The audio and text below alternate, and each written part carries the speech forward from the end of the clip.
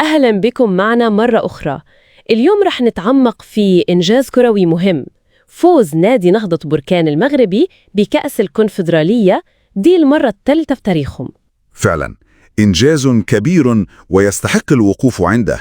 المصادر اللي معانا بتركز بشكل كبير على المباراة النهائية اللي كانت حماسية جدا ضد سيمبا التنزاني، وإزاي قدروا يحسموا اللقب. هدفنا اليوم هو نفهم إيه اللي حصل بالضبط وأهمية الفوز ده. تمام، الفوز باللقب الثالث بيحط النادي في مكانة خاصة جدا في أفريقيا. مباراة الإياب نفسها اللي كانت في دار السلام كانت مليانة أحداث، انتهت 1-1، بس طبعا ده حسم اللقب لبركان بعد فوزهم في الذهاب 2-0، المجموع 3-1. خلينا نبدأ من الأول.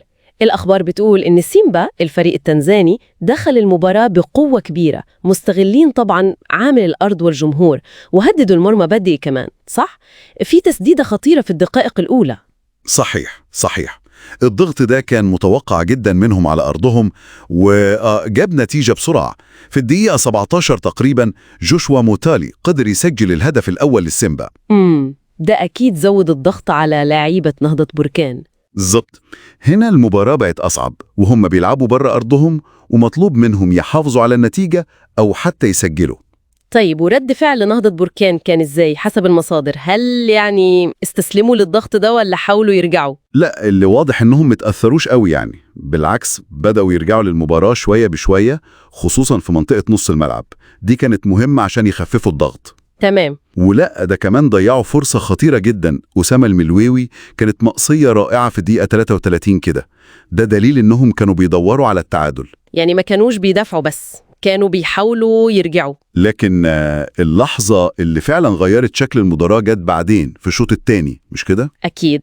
الدقيقة 54 دي كانت نقطة تحول واضحة جدا.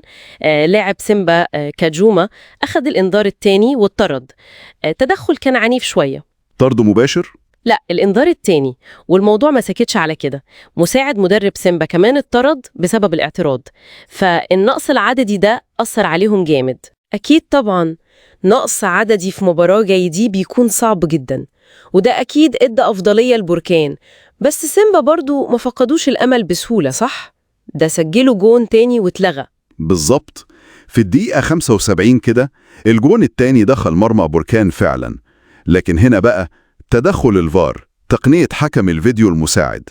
الفار. تمام، وبعد مراجعة اللعبة الحكم لغى الهدف بداعي التسلل.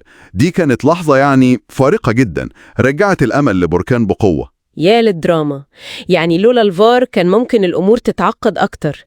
إلغاء الهدف ده أكيد فرق معاهم نفسيا. إزاي بقى استغلوا الوضع ده؟ أكيد استغلوا النقص العددي والضغط النفسي اللي بقى على سيمبا بعد الهدف الملغي. الرد ما جاش متأخر، في الدقيقة 83 اللاعب سيديبي جاب هدف التعادل لنهضة بركان. هدف التعادل، وده كان كفاية عشان يحسموا اللقب الثالث. طيب، إيه أهمية الإنجاز ده تحديداً؟ بعيداً عن إنه لقب قاري وخلاص. شوفي، الأهمية هنا مش بس إنه اللقب الثالث. بالفوز ده نهضة بركان أصبح أول نادي مغربي في التاريخ يكسب كأس الكونفدرالية أكتر من مرة. معلومة مهمة دي جداً، وده بيرسخ مكانتهم مش بس في أفريقيا، لا ده تتويج لموسم خرافي ليهم. فازوا كمان بالدوري المغربي لأول مرة في تاريخهم، ثنائية تاريخية. واو، موسم استثنائي فعلا بكل المقاييس. طيب، والمدرب معين الشباني، المصادر قالت حاجة عن رأيه؟ طبعا، تصريحاته كانت واضحة. اعترف بصعوبة الماتش النهائي والضغط اللي عمله سيمبا، لكنه أكد إن التتويج ده مستحق جدا بالنظر لمشوار الفريق كله في البطولة، وأشاد بالأداء العام. وقال كمان إنهم ضيعوا فرص كانت ممكن تخلص الماتش بدري، خصوصا في الشوط الأول، ولولا الحارس بتاع سيمبا كان متألق. وده بيوضح ثقته في فريقه وفي الخطة اللي لعبوا بيها. إذا نقدر نقول إنها قصة صمود وتفوق تكتيكي، وفي الآخر استغلال للظروف والفرص. خلاصة القول، نهضة بركان كتبوا صفحة جديدة ليهم وللكرة المغربية باللقب ده. بدون شك إنجاز كبير بيعزز مكانتهم بين الكبار في أفريقيا، وده بيفتح كلام عن المستقبل. بالظبط، وهو ده السؤال اللي بيطرح نفسه.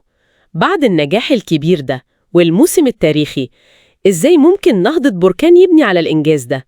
وإيه الطموحات اللي جاية والتحديات اللي ممكن تواجههم عشان يفضلوا في نفس المكانة القارية دي؟